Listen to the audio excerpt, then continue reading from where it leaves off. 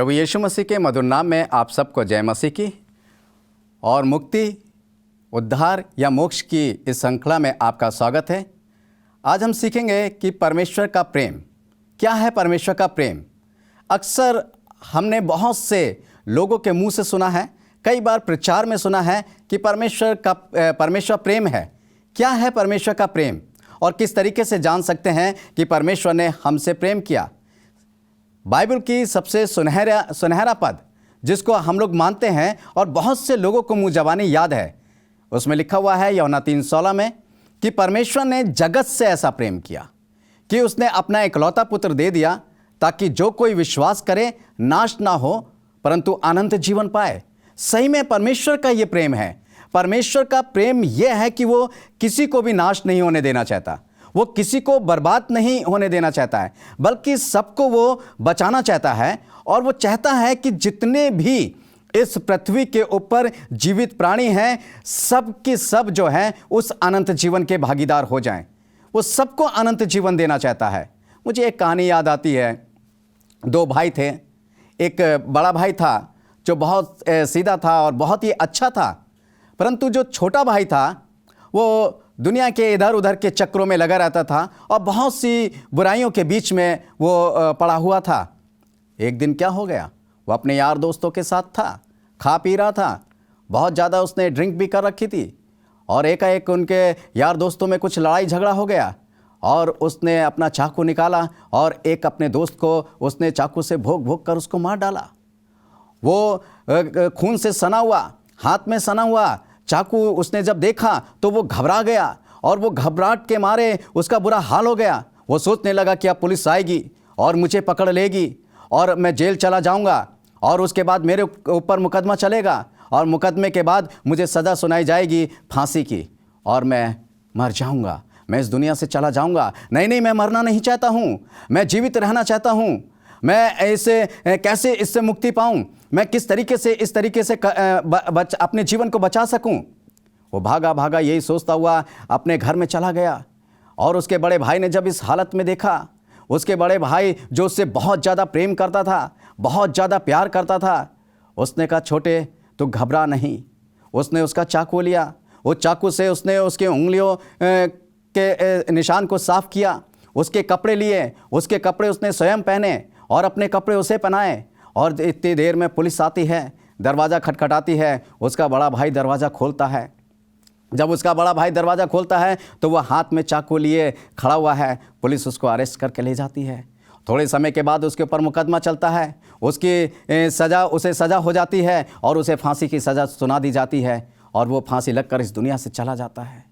उसका छोटा भाई बहुत पश्चाताप करता है। उसका छोटा भाई ये कहता है कि जिस पाप को मैंने किया है, जिस पाप का भागीदार मैं था, मेरे भाई ने मेरे पाप को अपने ऊपर ले लिया है। मेरा भाई जो है मुझसे इतना प्रेम करता था कि उसने मेरे लिए अपनी मौत को ले लिया और वो मेरे लिए मर गया।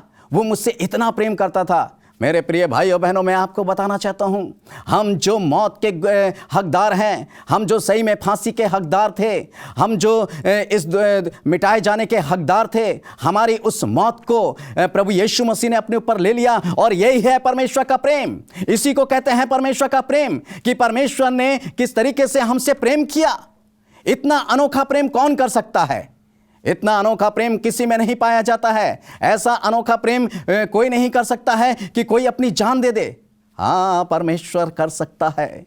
वो परमेश्वर है, वो जीवित परमेश्वर है जो मुझसे और आपसे प्रेम करता है। उसने अपने इकलौते बेटे का मोह छोड़ दिया हो। जब वो बहुत व्याकुल था, प्रभु यीशु मसीह जब यातना की जिंदगी को जी रहा था मेरे और आपके लिए, जब उसके सर के ऊपर कांटों का मुकुट रखा गया, जब उसे लानतान किया जा रहा था, जब उसका स्वरूप मेरे और आपके लिए बिगाड़ा जा रहा था, जब उसकी पीठ पे 39 कोड़े मारे जा रहे थे, तब परमेश्वर ने, हाँ, उस परमेश्वर ने जो मुझसे और आपसे प्रेम करता है, उसने अपने इकलौते पुत्र से मुंह को मोड़ लिया। उसने उसकी तरफ नहीं देखा, उसने उसको बचाने की कोशिश नहीं करी, उसने उसको बिल्कुल मिटा डालना चाहा। किसके लिए? सिर्फ मेरे और आपके प्रेम के खातिर। वो मुझसे और आपसे प्रेम करता है। ओ मेरे प्रिय भाइयों बहनों, वो परमेश्वर तो हमसे प्रेम करता है। वो प्रेम क्या परमेश्वर जो हम में है, हम में बना हुआ है। सच में वो प्रेम हम में भी होना चाहिए। यदि वो प्रेम हम में है तो इसका मतलब है कि परमेश्वर हम में बना हुआ है, और परमेश्वर का वचन ये बताता है कि परमेश्वर प्रेम है। कितनी बड़ी बात है कि परमेश्वर प्रेम है, और वो प्रेम मेरे और आपके जीवन के अंदर कहीं दिखाई दे रहा है। अगर नहीं दिखाई दे रहा है तो परमेश्वर का वचन एक बात बताता है कि हम परमेश्वर के लोग नहीं हैं, क्योंकि परमेश्वर का वचन ये भी कहता है कि तुम अपने शत्रुओं से प्रेम करो, अपने शत्रुओं से प्रेम करो।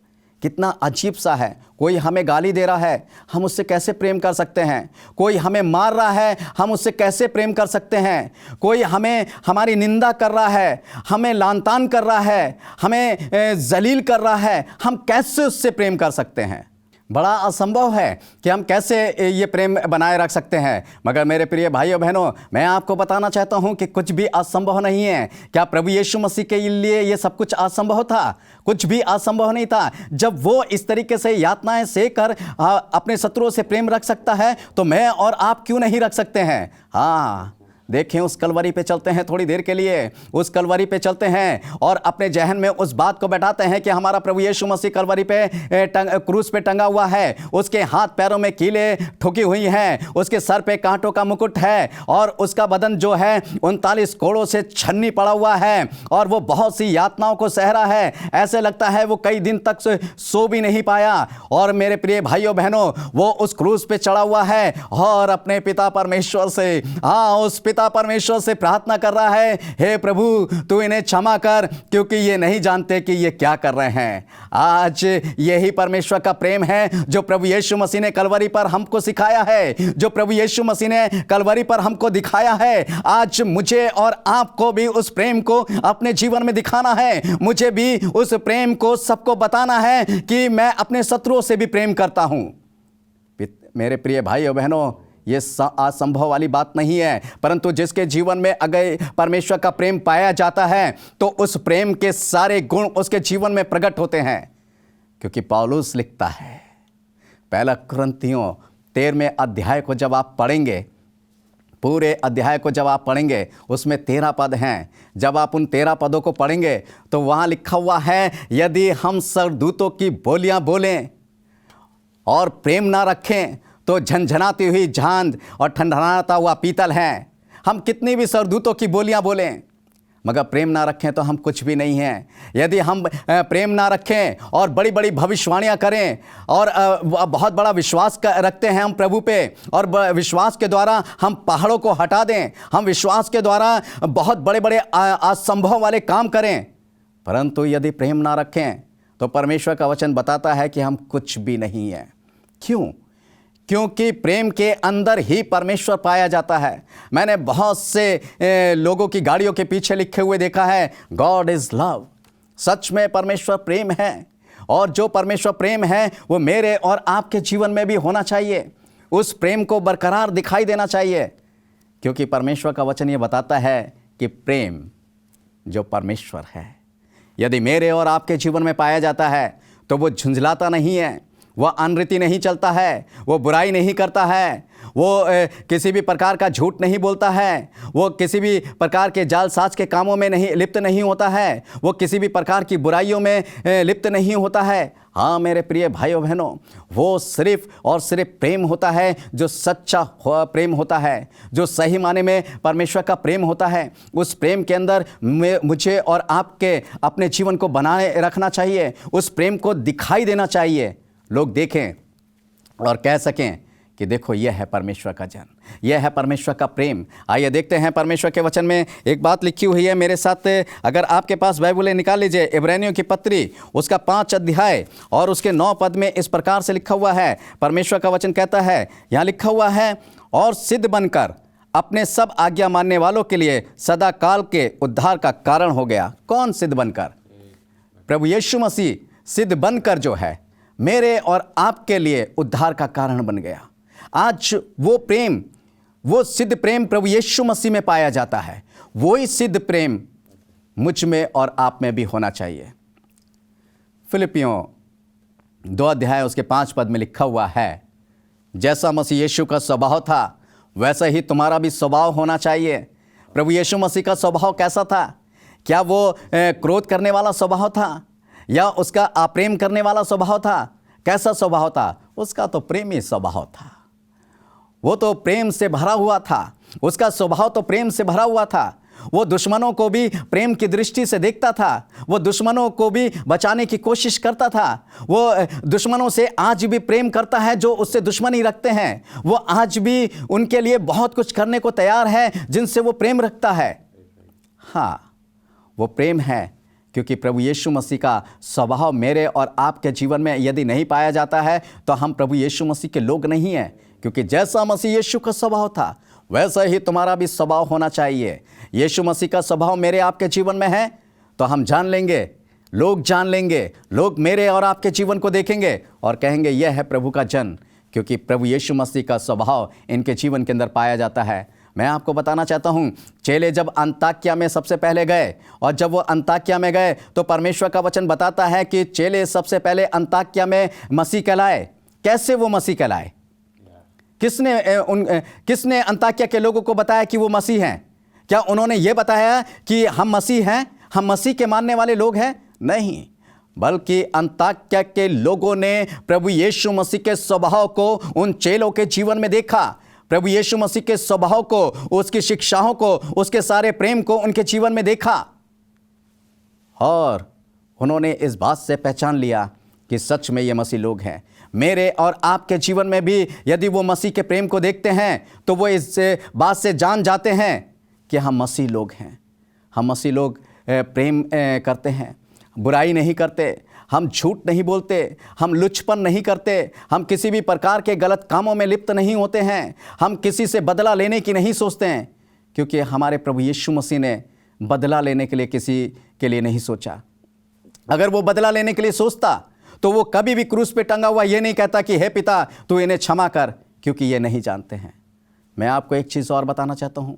परमेश्वर का वचन इस बात को बताता है, मेरे प्रिय भाइयों बहनों, परमेश्वर का वचन कहता है यदि तेरे भाई से तुझे प्रेम नहीं है और कोई मनमुटाव है तो अपनी भेंटें तू वेदी पर रख दे। अपनी सारी भेंटें जो हैं, अपने दान सब वेदी पर रख कर सबसे पहले जा अपने भाई से मेल मिलाप कर, अपने भाई से गले लग। कहीं ऐसा ना हो कि तेरी भेंट को स्वीकार ना किया जाए। सबसे पहले जो भी नफरत है उस नफरत को मेरे और आपके बीच से खत्म होनी चाहिए, क्योंकि मेरे और आपके बीच में जो भी नफरत है वो जब खत्म हो जाती है तब परमेश्वर का प्रेम जो है वो प्रकट होता है। परमेश्वर का वचन इस तरीके से यहाँ पर बताता है, रोमियो 3 अध्याय और उसके 23 पद को जब हम पढ़ेंगे, रोमियो 3 अध्याय और उसके 23 पद में एक बहुत प्यारी बात लिखी हुई है मेरे और आपके लिए। परमेश्वर का वचन यहाँ पर बताता है, इसलिए कि सब ने पाप किया और परमेश्वर की महिमा से रहित हैं। सब ने पाप किया, कोई भी ऐसा नहीं है इस पृथ्वी के ऊपर जिसने पाप ना किया हो। यदि सबने पाप किया है तो इसका मतलब क्या है कि परमेश्वर का प्रेम प्रकट हुआ है कि आज हम प्रभु यीशु मसीह में सुरक्षित हैं। यह परमेश्वर का प्रेम है। हम पापी थे, इसलिए प्रभु यीशु मसीह कहता है कि तुम एक दूसरे के पापों को क्षमा करो, तुम एक दूसरे के पापों के विरोध में मत बोलो, तुम एक दूसरे के पापों को क्षमा करो। और यही परमेश्वर का प्रेम है जो मुझे और आपको सिखाता है, जो मुझे और आपको परमेश्वर के मार्ग की तरफ ले जाता है, परमेश्वर के राज की तरफ ले जाता है, परमेश्वर के महिमा के सिंहासन के आगे खड़ा करने की सामर्थ्य देता है, परमेश्वर के साथ हो लेने की शक्ति देता है।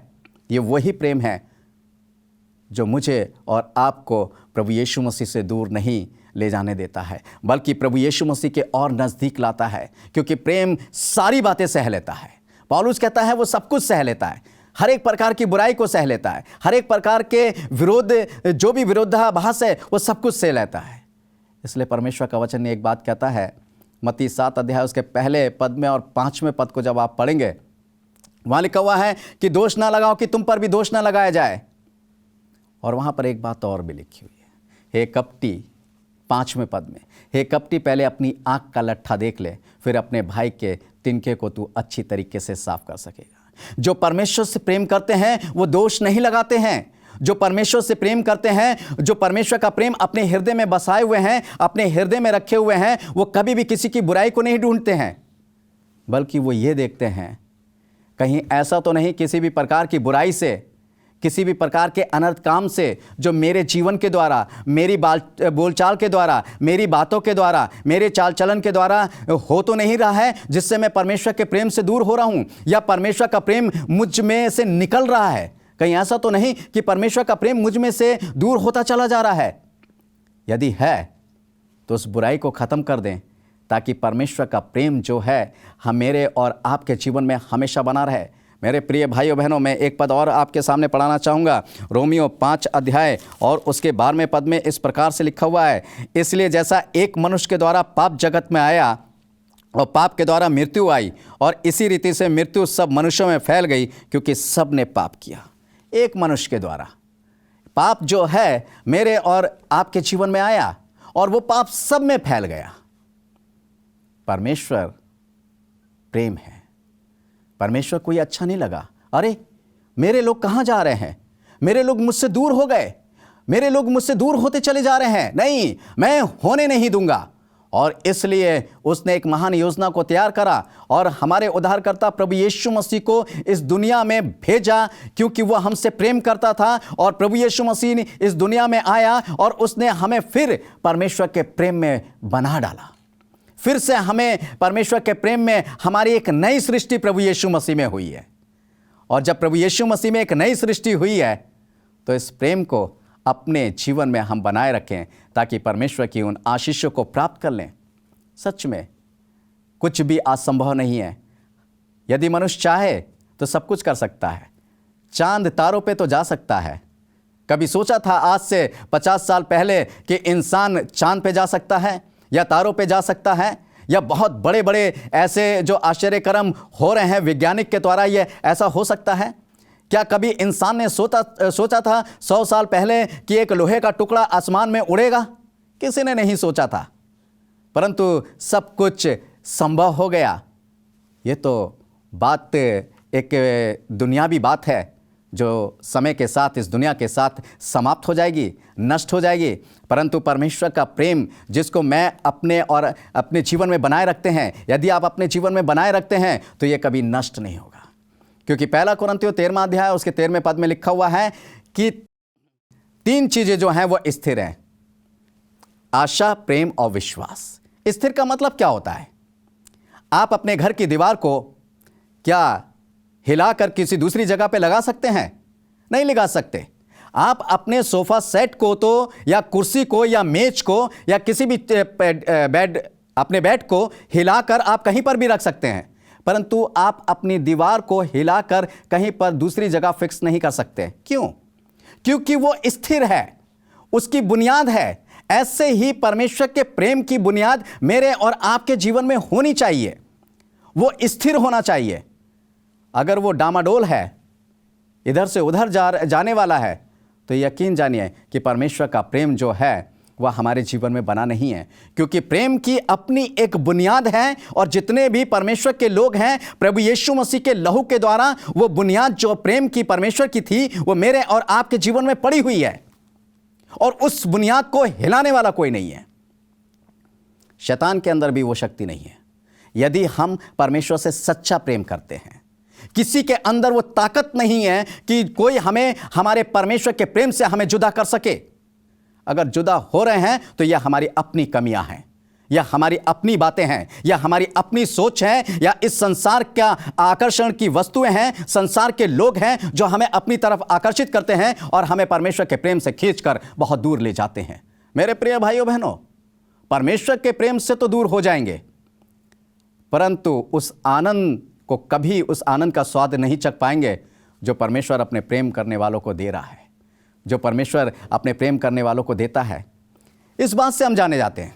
परमेश्वर का वचन एक बात और बताता है। परमेश्वर के वचन से मैं पढ़ना चाहूँगा 1 यूहन्ना की पत्री और उसके 4 अध्याय, 1 यूहन्ना की पत्री उसका 4 अध्याय और उसके 7 पद से लेकर और उसके 12 पद में यहाँ पर लिखा हुआ है। यहाँ पर परमेश्वर का वचन इस प्रकार से कहता है, हे प्रियो, हम आपस में प्रेम रखें, क्योंकि प्रेम परमेश्वर से है। जो कोई प्रेम करता है वे परमेश्वर से जन्मा है और परमेश्वर को जानता है। जो कोई भी प्रेम रखता है वो परमेश्वर से जन्मा है। कितनी बड़ी बात है। आज हमारा जन्म कैसे हुआ है? अगर हमारा जन्म नफरत में हुआ है और हम नफरत की ज़िंदगी को जी रहे हैं, हम अपने बड़े बुजुर्गों से नफरत कर रहे हैं, हम अपने नातेदार रिश्तेदारों से नफरत कर रहे हैं, हम अपने मोहल्ले पड़ोस वालों से नफरत कर रहे हैं, हम अपने बेटे बेटियों से नफरत कर रहे हैं, हम अपने चाहने वालों से नफरत कर रहे हैं, हम अपने जो परमेश्वर के सेवक हैं उनसे नफरत कर रहे हैं, या हम इन दुनिया में किसी से भी नफरत कर रहे हैं, तो इसका मतलब हमारी पैदाइश परमेश्वर से नहीं हुई है। जो परमेश्वर से जन्मा है, जिसे परमेश्वर ने जन्म दिया है, परमेश्वर ने प्रेम को जन्म दिया है। मैं प्रेम हूं क्योंकि मेरा परमेश्वर प्रेम है। आप प्रेम हैं क्योंकि हमारा परमेश्वर प्रेम है। और जब हमारा परमेश्वर प्रेम है तो हमें जन्म भी प्रेम से लेना चाहिए। यहां पर और लिखा हुआ है, जो प्रेम नहीं रखता वह परमेश्वर को नहीं जानता क्योंकि परमेश्वर प्रेम है। कितनी बड़ी बात है। जो प्रेम नहीं रखता वो परमेश्वर को नहीं जानता है। क्या आप परमेश्वर को जानते हैं? अगर यदि आप परमेश्वर को जानते हैं तो शोक कीजिए कि परमेश्वर कहाँ है। परमेश्वर यहाँ वहाँ नहीं है। परमेश्वर तीर्थ स्थानों में नहीं है। परमेश्वर मेरे और आपके जीवन में है। परमेश्वर मेरे और आपके जीवन में बना हुआ है। क्यों? क्योंकि परमेश्वर हमसे प्रेम करता है। और एक बहुत बड़ी बात है, एक लिखा हुआ है इसी पहला यूहन्ना की पत्री उसके 5 अध्याय और उसके 3 पद को जब आप पढ़ेंगे, वहाँ लिखा हुआ है कि जितने भी परमेश्वर से प्रेम रखते हैं वो उसकी आज्ञाओं का पालन करते हैं। आपके पास 2 बच्चे, 3 बच्चे, 4 बच्चे, जितने भी हो सकते हैं, उसमें सबसे ज़्यादा जो आपकी बात को मानता है, जो आपकी आज्ञा को मानता है, आप उससे प्रेम ज़्यादा रखते हैं। क्यों? क्योंकि वो आपकी बात को मान रहा है, वो आपकी आज्ञा को मान रहा है। प्रभु यीशु मसीह ने भी एक वाक्य सुनाया है कि एक पिता के 2 बेटे थे और 2 बेटे वो थे। एक बेटे ने आज्ञा दी, बाप ने आज्ञा दी अपने बेटे को कि जाकर खेत में काम कर ले। तो उसका बड़ा बेटा बोला, अच्छा पिता मैं जाता हूँ, परंतु पीठ पीछे वो नहीं गया। फिर उसने छोटे बेटे से कहा कि बेटा जाकर खेत में काम कर ले, कुछ काम है उसको निपटा लो। उसने कहा पिताजी मैं नहीं जाऊँगा। उसका पिताजी चला गया, परंतु वो पीठ पीछे पछताया और पछताकर वो खेत में गया और उसने काम करा। किसने उसकी बात को माना? छोटे बेटे ने, क्योंकि वो पछताया और उसने अपने पिता की आज्ञा का पालन करा कि मुझे अपने पिता की आज्ञा को मानना चाहिए। बिल्कुल ठीक इसी तरीके से जब हम परमेश्वर की आज्ञा को मानते हैं, जब हम प्रभु यीशु मसीह की आज्ञा को मानते हैं तो हम उसके प्रेम में बने रहते हैं। परमेश्वर के प्रेम में जब हम नहीं बने रहते हैं तो परमेश्वर की आशीष को हम नहीं प्राप्त कर सकते हैं। हमें चाहिए कि परमेश्वर का प्रेम हम में दिखाई देना चाहिए। परमेश्वर का प्रेम दिखाई देने का मतलब है कि परमेश्वर का प्रेम के द्वारा हम ये प्रकट करें कि परमेश्वर हम में है। तो मेरे प्रिय भाइयों बहनों, आइए ये समय है कि हम अपने जीवन के द्वारा परमेश्वर के प्रेम को प्रकट करें और दिखाएं लोगों को कि परमेश्वर मेरे और आपके जीवन में, मेरे और आपके परिवार में है। आइए प्रार्थना करते हैं। स्वर्ग और पृथ्वी के सृष्टिकर्ता परमेश्वर यहोवा, हम तुझसे ये प्रार्थना करते हैं प्यारे प्रभु जी कि जैसे तूने अपने प्रेम को हम पर प्रकट किया अपने इकलौते पुत्र के द्वारा प्यारे प्रभु जी, तो उसी तरीके से अपने प्रेम को हमारे जीवन में बनाए रख। हमारे ये प्रेम प्यारे प्रभु हमारे जीवन से समाप्त ना होने दे, ताकि इस प्रेम के माध्यम से हम दुनिया को दिखा सकें कि तू हम में जीवित है प्यारे प्रभु जी। ये प्रार्थना धन्यवाद के साथ प्रभु यीशु मसीह नासरी के नाम से मांगते हैं, आमीन।